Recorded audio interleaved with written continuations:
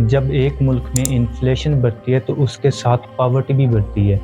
World bank के मुताबिक पाकिस्तान में 23 में पॉवर्टी रेट 37.2% है, जिसका मतलब 87 मिलियन वो लोग हैं जो अपनी आम ज़रूरियात को बमुश्किल से पूरा कर सकते हैं। इसके अलावा पॉवर्टी के साथ साथ माशरे में इनइक्वालिटी भी बढ़ती है, यानी कि वो लोग जो पैसे वाले हैं उनके पास मज़ीद पैसा आ जाता है, जबकि वो लोग जो गरीब हैं वो पहले से ज़्यादा गरीब हो जाते हैं। जैसा कि 23 में पॉवर्टी रेट 37.2% है, जबकि 2021 में पॉवर्टी रेट 24.2% था। इसका मतलब जब इन्फ्लेशन बढ़ती है तो पॉवर्टी भी बढ़ती है। जब इन्फ्लेशन बढ़ती है तो माशरे में इनइक्वालिटी भी बढ़ती है। अमीर लोग पहले से ज़्यादा अमीर हो जाएंगे, जो गरीब लोग हैं वो पहले से ज़्यादा गरीब हो जाते हैं। दूसरा बड़ा इम्पैक्ट इन्फ्लेशन का परचेजिंग कैपेसिटी पावर का कम होना, यानी कि आम लोगों की खरीदने की जो पावर है वो कम हो जाती है, क्योंकि उनके पास ज़्यादा पैसा नहीं होता, इसलिए वो ज़्यादा चीज़ें खरीद नहीं पाते।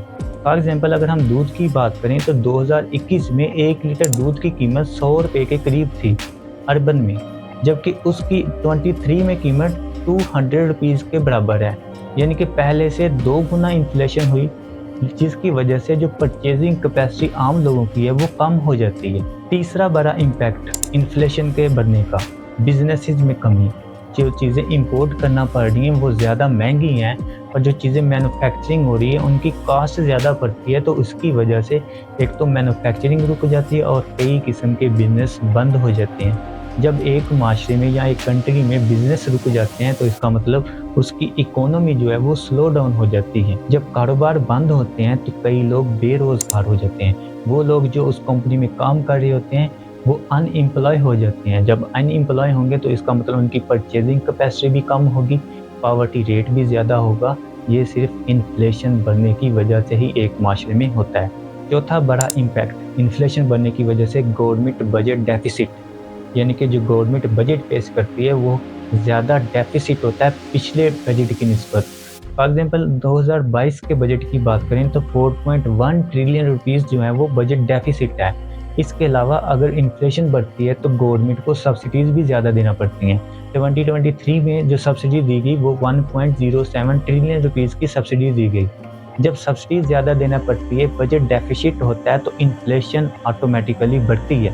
पाँचवां बड़ा इम्पैक्ट इन्फ्लेशन, जब एक माशरे में इन्फ्लेशन बढ़ती है तो वहाँ पे जो आम लोग हैं उनका ट्रस्ट गवर्नमेंट पे कम होता है। इसके अलावा इन्वेस्टमेंट भी जो मुल्क में है वो कम होती है। सोसाइटल इंस्टेबिलिटी भी बढ़ती है और इसके साथ साथ पॉलिटिकल इंस्टेबिलिटी भी बढ़ती है, और कई लोग इन्फ्लेशन की वजह से अपनी जान भी खो बैठते हैं, जो कि आप लोग सोशल मीडिया पे आए दिन देख सकते हैं। इस बढ़ती हुई इन्फ्लेशन को कैसे कंट्रोल किया जा सकता है? इन्फ्लेशन को कभी भी ख़त्म नहीं किया जा सकता, लेकिन हाँ, इस पर कंट्रोल और इसको आहिस्ता-आहिस्ता से कम किया जा सकता है। स्टेट बैंक ऑफ पाकिस्तान के मुताबिक 2024 में इन्फ्लेशन रेट 20 से 22% तक होगी। इस बढ़ती हुई इन्फ्लेशन को कैसे कम किया जा सकता है? कुछ ऐसी सक्सेसफुल कंट्रीज़ की एग्जांपल लेते हैं जिन्होंने इन्फ्लेशन पर कंट्रोल किया है। स्विट्ज़रलैंड।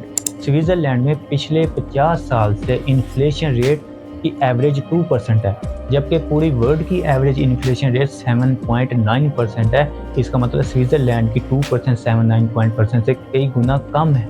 आखिर कौन से स्टेप स्विट्ज़रलैंड लेती है जिसकी वजह से उनकी जो इन्फ्लेशन है वो कंट्रोल में रहती है? स्विट्ज़रलैंड में लो बजट डेफिसिट होता है, इकोनॉमी पे ज़्यादा जोर दिया जाता है, स्ट्रिक्ट मॉनिटरिंग होती है और गुड की प्राइसेस में स्टेबिलिटी रहती है। पाकिस्तान को कौन से लेसन्स सीखने को मिलते हैं स्विट्ज़रलैंड से? पाकिस्तान को चाहिए कि अपना बजट लो बजट डेफिसिट करे। इसके साथ साथ इकोनॉमी को स्ट्रॉन्ग करने के लिए जो स्मॉल इंटरप्राइजेज़ हैं उस पर ज़्यादा इन्वेस्ट किया जाए। जब इकोनॉमी एक कंट्री की स्ट्रॉन्ग होती है तो वहाँ पर इन्फ्लेशन या पॉवर्टी जैसे जितने भी मसाइल हैं उन पर कंट्रोल किया जा सकता है। इसके अलावा दूसरा सक्सेसफुल कंट्री जिसने इन्फ्लेशन पर कंट्रोल किया, सिंगापुर।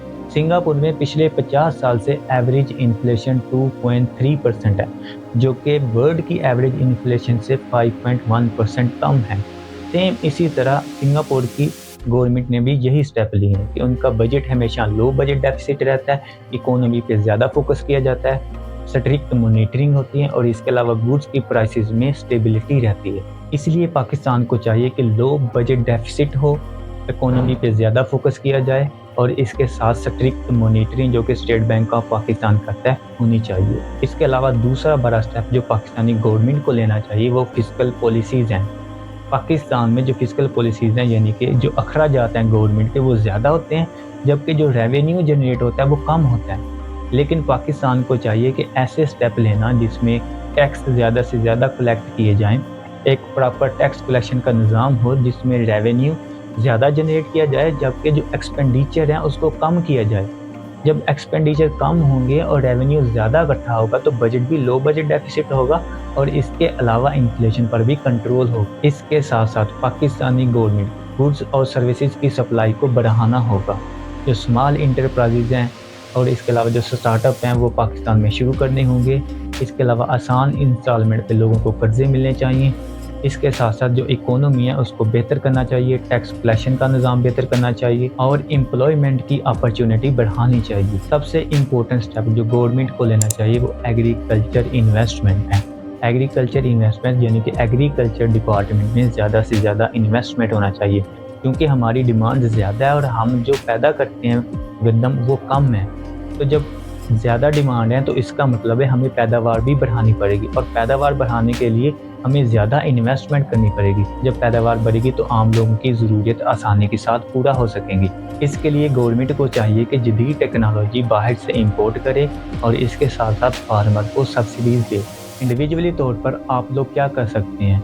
आप लोगों को चाहिए कि अपने जो अखराजात हैं उनको कम करें और सेविंग जो है उसको ज़्यादा से ज़्यादा करें या ऐसे कारोबार में इन्वेस्टमेंट करें जो बदले में आपको ज़्यादा प्रॉफिट दे। और एक बिजनेसमैन होने के नाते आपको चाहिए कि जो एक मैन्युफैक्चरिंग कास्ट है उसको कम रखें।